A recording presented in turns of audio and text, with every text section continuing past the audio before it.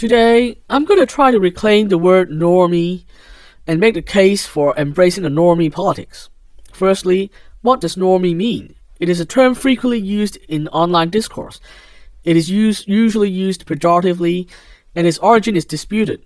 But basically, it means somebody that has not been exposed to the ideas of a certain subculture. In political circles, it generally means so-called normal people who know nothing much about the politics of either the far left or the far right, and would be expected to outrightly reject those unusual ideas.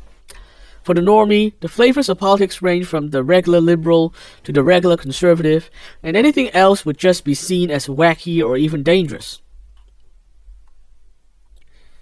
Therefore, to embrace a normie orientation would just mean bringing the common sense of common people to the table, to help us make a judgment on what is real, what is sound, and what is a good solution. While this common sense is not always perfect, it is at least better than being enmeshed within a certain political subculture or its echo chambers and getting a distorted picture of the reality as a result. In a society where the extremes are increasingly getting their way, normism is perhaps the best tool to stop them in their tracks. Contrary to popular opinion within elite progressive circles, normie politics doesn't mean we have to just assume that people are prejudiced and pander to their biases. It also doesn't mean being close-minded and refusing to listen to new facts about life.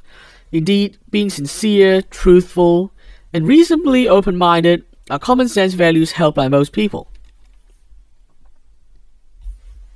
Classical liberalism, and indeed the Western Enlightenment as a whole, is in danger of being drowned out by aggressive actors from both political extremes, and I believe embracing a normie politics helps us fight back.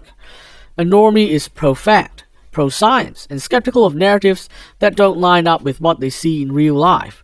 A normie also has no time for elaborate theories designed to disarm our common decency and goad us into accepting inhumane extremism, and this is exactly what we need right now.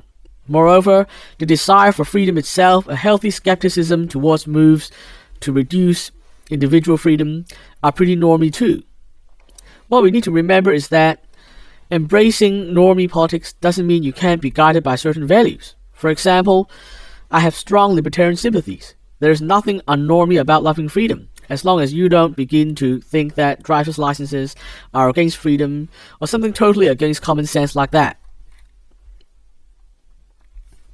Embracing a normie politics would also help us stay grounded in a practical reformist path forward. Both the classical liberal belief in the power of rationality and the Burkean conservative belief that change should be practical, gradual, and not rooted in abstract ideas alone are totally consistent with normie values. Other essential ingredients of reformism, like compassion, willingness to compromise, aversion to cruelty, are also part of normie values. This is why a reformist politics is basically a normie politics, and vice versa. This is why while reformism functions on the philosophical level, and normie politics functions on a gut instinct level, the two often arrive at very similar answers.